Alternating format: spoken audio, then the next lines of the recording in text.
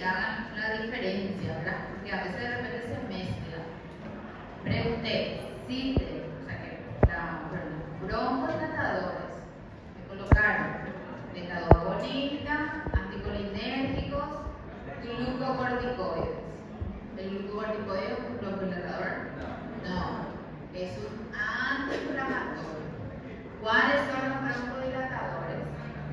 Beta-2-agonistas, anticolinérgicos, xantinas y el sulfato de magnesio. Ellos son broncohilatadores. ¿Cuánto yo pedí? 3 nomás. 3 mínimo, ¿verdad? Yo le digo a la clase, mínimo es 3. Si me ponen 2, no alcanza el 1, ¿verdad? Hasta que intento poner medio para sumar con otro medio. Y ahí vamos. Si se puede, sí. Entonces, sí o sí, broncohilatadores, beta-2 agonista, no es antagonista. Por favor, eso también. Antagonistas, colinérgicos,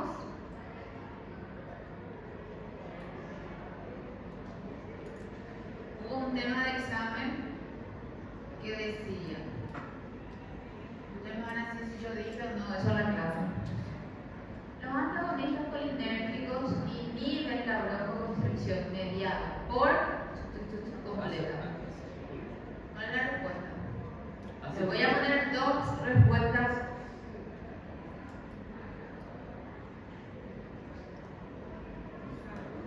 ¿Cuál es el más lógico? Los antagonistas colinérgicos inhiben la broncoconstricción mediada por acetilcolina. Este es el receptor. ¿Por qué está mal?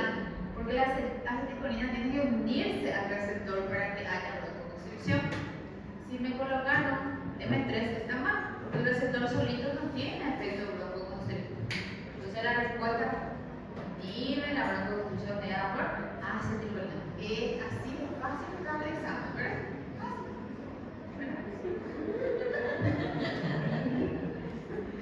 Mira usted.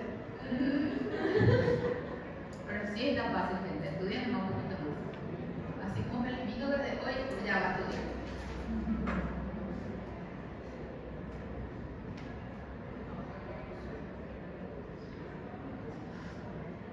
Bueno, estos son los broncodilatadores. ¿Cuáles son los antiinflamatorios? Empezando con los glucocorticoides. Después, antileucotrienos, que entran en la clasificación de inhibidores mediadores, pero son utilizados como antiinflamatorios. ¿Tiene efecto broncodilatador o antibroncoconstrictor? Tiene efecto, pero se utiliza como antiinflamatorio. Entonces ahí tenemos antileucotrienos, glucocorticoides, el inhibidor de la fosfodiesterasa, ¿cuál? Guanto. Y después tenemos el anticuerpo monoclonal. Si me querían citar ahí las cromonas, también está bien, porque también es un inhibidor mediador que es antiinflamatorio, ¿verdad? Bueno, eso vamos a hablar después. Broncodilatadores. ¿Cuáles son los beta-2 agonistas? SABA. ¿Cuáles son los SABA?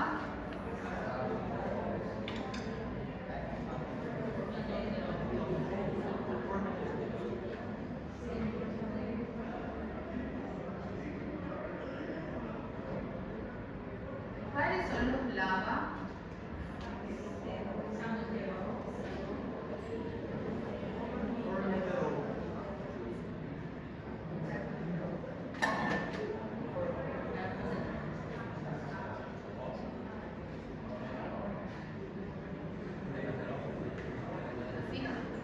¿Verdad? ¿Cuál es el mecanismo de acción de los beta-2 agonistas? Van a actuar de forma directa y de forma indirecta. Entonces, de forma directa son broncodilatadores.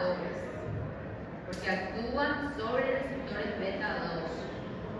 No es exclusivo para beta 2, también puede interferir sobre otros receptores con una afinidad de 3 para 1.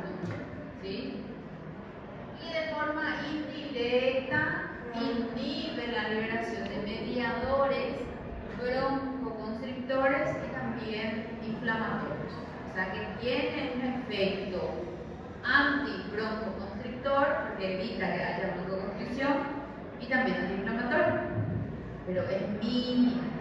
No es así, wow, qué potente antiinflamatorio. No, es broncodilatador. ¿Sí? Cuando utilizamos SABA, crisis asmática. Cuando utilizamos LABA para hacer profilaxis, ¿con qué asociamos? Siempre con glucocorticoides, con un antiinflamatorio. ¿Cuál es mejor para el POC?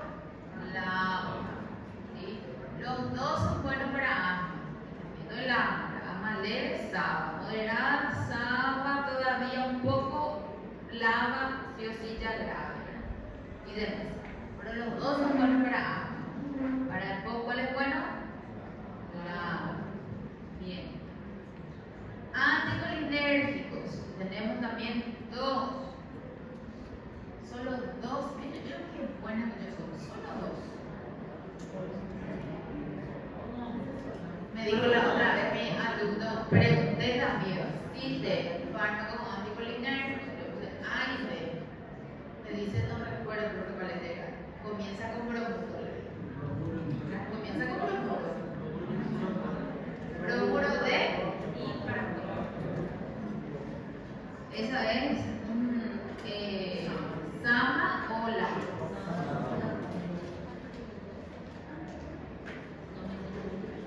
Bromuro de hipertrofio. Obviamente, si se equivoca una letra, ¿verdad? No pasa nada. Pero si me colocan brometo, ahí ya otra cosa.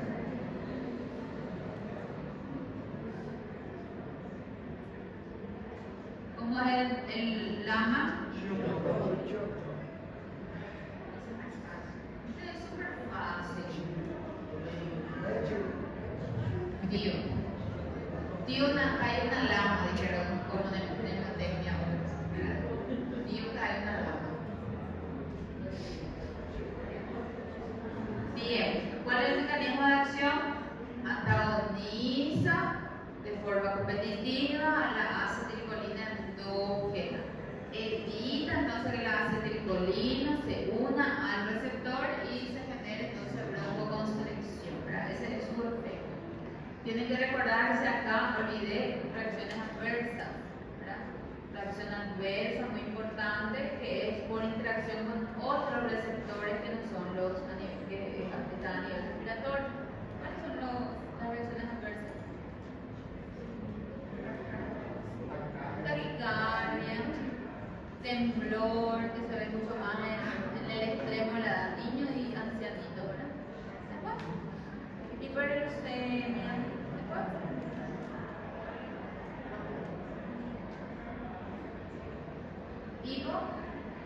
Hipopotasemia. Hay varias reacciones adversas aquí. De los SAMA y LAMA, reacción adversa, puede haber broncoconstricción precoce. ¿Recuerdan el perrito? El sticker de ese, sabor amargo de hipertrofio, ¿verdad? Esas cosas muy comunes. ¿Cuál es mejor en asma? En EPOC, acá. Broncodilatadores, LABA, son buenos en EPOC, y los anticolinérgicos, LAMA, son buenos también. Buenos, incluso pueden llegar a ser, dice el libro, mejor que el LABA. Y pregunté también eso en el examen, para que completen, ¿verdad? Les puse, los broncodilatadores, tal cosa, son mejores en asma, y los tal cosa son mejores en EPOC.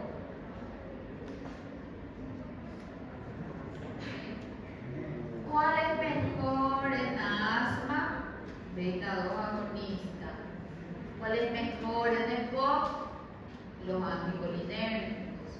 LAVA es bueno, pero dice, el anticolinérgico puede ser igual o incluso mejor que el LAVA.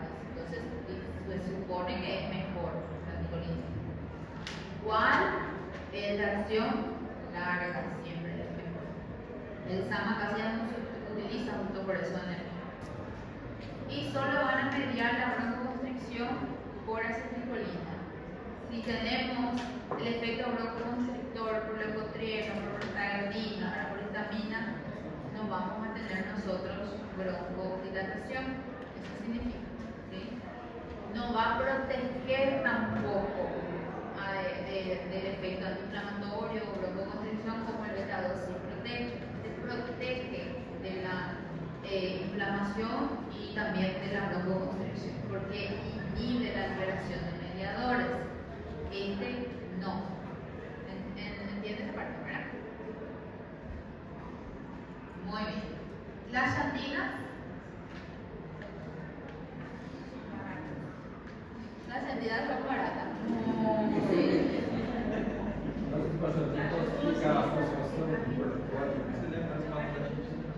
Acá, con el beta-2. El LAVA es el que más se asocia con el glucocorticoide. Incluso ya viene en la barbita juntas ellas y se utiliza en las crisis o en los asmas que van de persistente moderada a grave, porque es el que no controlamos con acción corta, ¿sí? Hay una tablita de protocolo, yo no sé si le envié a María Clara o no, en donde ya clasifica el asma en leve, moderada y grave, y ya tenemos en leve SABA, solo SABA ya cubre. Moderada podemos asociar SABA con glucocorticoide en la crisis, pero la profilaxis siempre va a ser LAVA.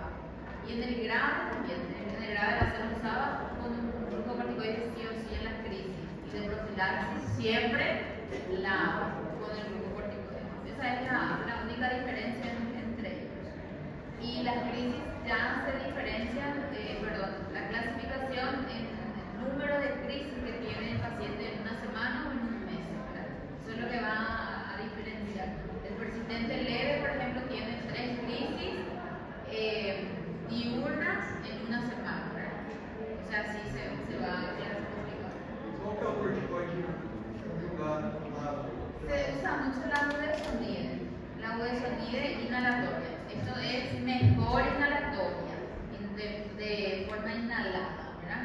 Si vos necesitas un vía oral de largo plazo, si vas a utilizar vía oral, se suele usar los intermedios. ¿Cuáles eran los intermedios? Teníamos el de acción corta, acción intermedia y el de acción larga, que se diferencia en potencia. O sea, baja, media y alta también. Los intermedios son los que utilizamos de forma crónica para vía oral, que es la prednisona, prednisolona, metilprednisolona, todo esto. Y de forma aguda utilizamos los de alta potencia, de dexa o beta, o los demás, ¿verdad? Los de baja potencia. Más utilizamos acá budesonide, y hay uno ahora de Plazacor, también que se utiliza mucho para, esos dos son los que más utilizamos. Inhalado viene mucho la budesonide, combinado. ¿Sí? Bueno. Llantinas. Llantinas, clarito. 4 mecanismos de acciones. No son más potentes que los beta ni que los anticolinérgicos, pero son una buena acción cuando el problema es el dinero. Mecanismo de acción. ¿Cuál es el mecanismo de acción? Punto número 1. Inhibe de forma selectiva. No, porque inhibitriz de almates. No selectiva. ¿Cuál inhibe? 3. ¿Inhibe la 4? Sí, pero no, es selectiva. Y la 5 también. Entonces por eso tiene un efecto broncodilatador y y también tiene un efecto de inhibir la liberación de mediadores, broncodilatadores y también inflamatorios. Pero es mínimo, dice el libro, mínimo. Ayuda.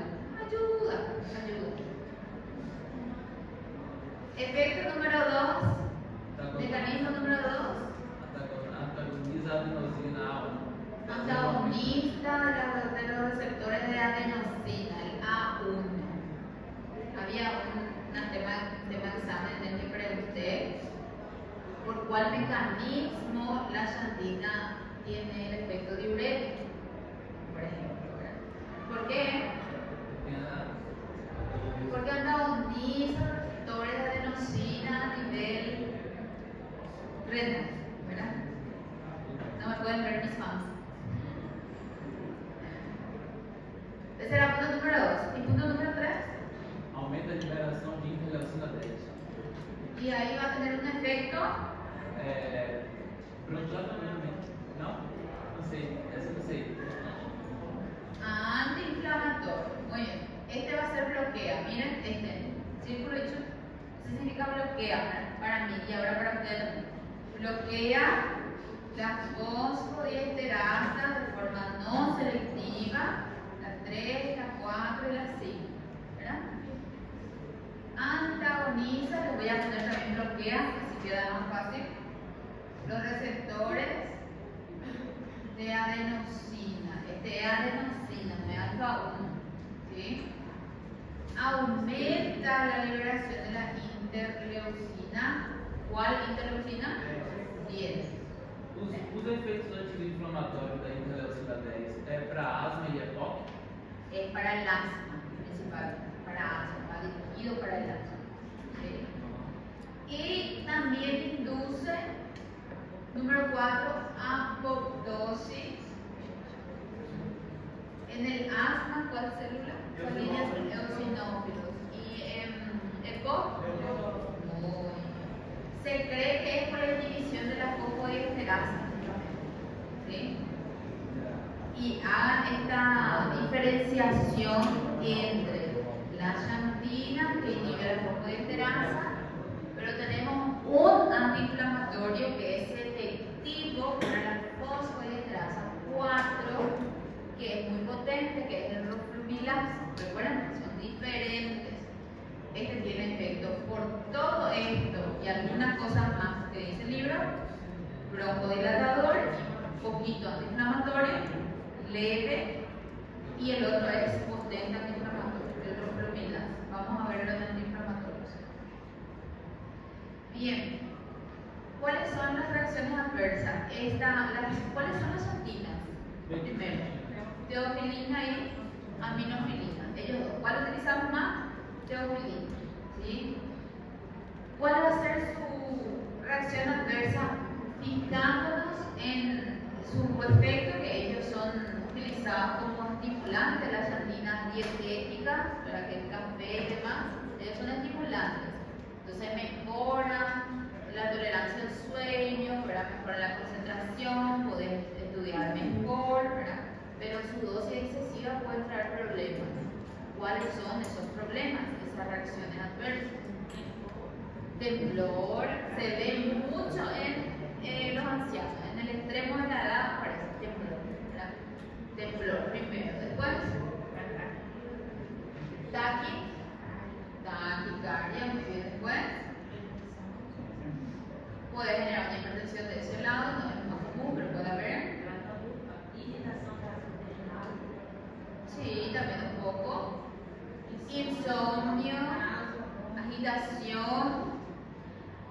Justamente yo pregunté eso y en el mismo me colocaron insomnio, agitación, sedación. Son diferentes, ¿verdad? Insomnio, no puede dormir, está agitado, ¿verdad? Está alerta. Insomnio, agitación, sedación. No pueden ser los tres juntos, ¿verdad? ¿Sí? Solamente para que vayan viendo que no se puede. Tipo, va a ocurrir uno, pero también este otro, entonces no concuerda, ¿verdad? Entonces, por la adenosina, por la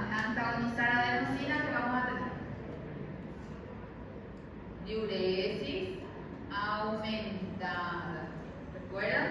La adenosina, cuando nosotros vamos a tener un efecto de antagonizar sus receptores, entonces va a aumentar la tasa de filtración, hay diuresis, que en realidad primero hay una natriuresis, aumenta la pérdida de sodio, anoten natriuresis y diuresis. Natriuresis y diuresis. A nivel central es donde vamos a tener entonces la agitación, el paciente tiende a tener insomnio, ¿verdad? Porque se trata de estimular, eso es su función principal. Tenemos la taquicardia, que es por antagonizar los receptores de adenosina, un poquito también de la fosfodiesterasa. Leucopenia. No llega a ser hasta ese punto, ¿sabes? Porque es mínimo, ¿te recuerdas? Entonces, sumando todo ese mecanismo, vamos a tener la broncodilatación. Entonces, es mínimo. Recuerden eso. Las antinas lo utilizamos cuando hay para comprar, cuando se te viejito de repente, si tolera, porque si le da temblor le quitamos y así. Importante, es que van a leer el mecanismo de acción sí o sí, todo, reacción adversa, porque había una tabla en la presentación en donde estaba la reacción adversa, incluso daba cefalea y todo, y era porque por inhibición de fosfodiesterasa, diuresis, por antagonismo receptor, así decía todo, se van a ir a ver también, ¿sí? Y sulfato de magnesio, mecanismo de acción. ¿Cuál es el mecanismo de acción del sulfato de magnesio? Disminuye calcio intracelular. Entonces yo no tengo calcio en las células musculares respiratorias, no hay broncoconstricción, tengo broncodilatación. Se utiliza en niños y adultos en crisis de asma grave, agudizada. Puede ser inhalado o endovenoso. En crisis grave generalmente va endovenoso para tener un efecto rápido. Esto vamos a dar principalmente inhalado. ¿Por qué damos inhalado? Para evitar los efectos adversos, ¿sí? Y así. Después de esto tenemos los glucocorticoides. Entonces, si quieren descansar un poco. Sí.